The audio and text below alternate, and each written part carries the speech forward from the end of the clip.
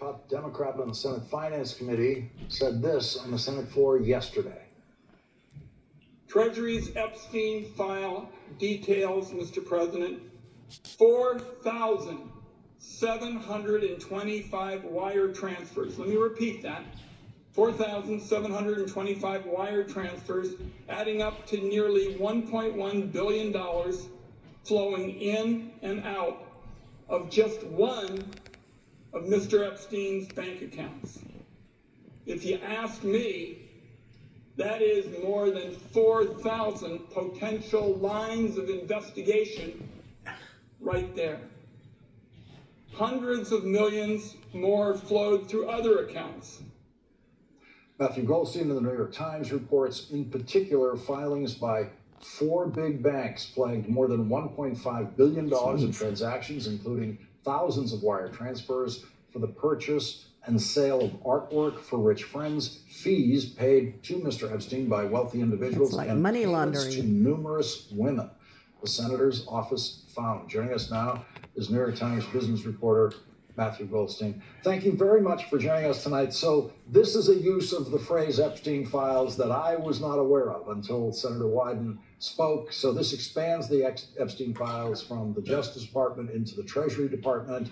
With your experience in business reporting, what is the kind of story that these files, these wire transfers could tell? Yeah, well, what this really shows is, to have the kind of sex trafficking operation that spanned almost 3 decades, from the Virgin Islands to Manhattan to Florida and even to New Mexico, it required a tremendous amount of money to keep it going, to pay the women, to do the flights. And this basically shows how he funded it. I mean, he had all these banks behind him. We do know he had rich people. I mean, Senator Wyden's investigation actually began after it was exposed that Leon Black was one of the richest men on Wall Street, had paid over $158 million in fees to Jeffrey Epstein for tax and estate planning services. So they began to look to figure out exactly what he was doing. And beyond that, they expanded they looked at but banks file these reports called suspicious activity reports on very large transactions. And there are 4 banks that filed these $1.5 billion in suspicious transactions for everything. And a lot of it was, in the case of JP Morgan, which was his biggest bank for many years, some of the money went to Russian banks. This is before sanctions, but Russian banks, lots of women from Eastern European who were probably brought over, presumably maybe as escorts and the like. So this really sort of opens up the window into great, the whole theory is, who are these wealthy men and powerful men who've gone unnoticed and escaped scrutiny? One way to go about it is see who was paying him money and who was getting money on the other end. So that many suspicious reports, I mean, it makes you wonder, were there any Epstein transactions that weren't regarded as suspicious?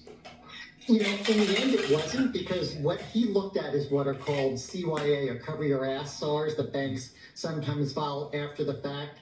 They looked at 4 reports that were massive, that were filed in 2019 after he was arrested and after he committed suicide.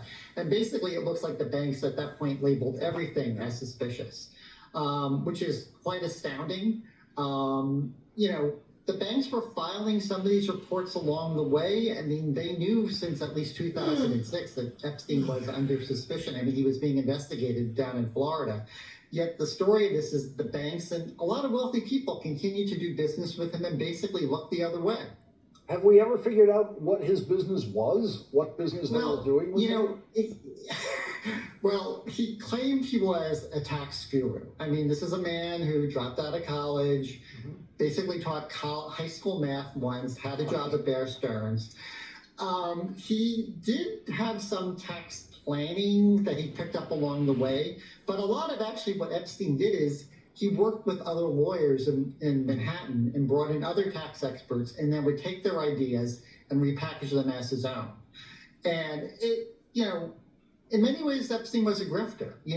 For all the things he was, obviously he was a pedophile, a horrible human being, but there's a lot of, Les Wexner, who the man who, founded Victoria's Secret. He was his main money manager for very many, many years. And in the end, Wexner said Epstein ripped him off and stole money from him. Um,